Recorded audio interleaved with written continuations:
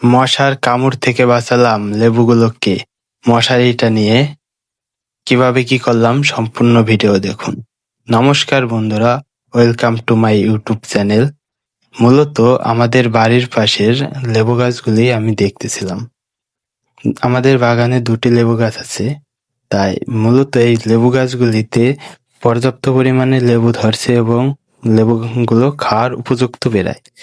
যখনই দেখতাম এই লেবু গাছগুলিকে খাওয়ার উপযুক্ত লেবু হয়ে গেছে, তখনই আর কি এই লেবুগুলো আর পেতাম না। এখন তার জন্য এই লেবুগুলো না পাওয়ার কারণে আমরা এই লেবু গাছে মশারি টানিয়ে দিই, যাতে কেউ এই লেবুগুলো না নিতে পারে। এই জন্যই আর কি আসলে মশাই কামড়ায় না, এই লেবুগুলো পাশের বাড়ির মানুষ নিয়ে যাইতো। কারণ আমাদের বাড়ি একটু ফাঁকে হওয়ার কারণে এই লেবুগুলো আমরা পেতাম না, তাই অন্য মানুষ নিয়ে যেত।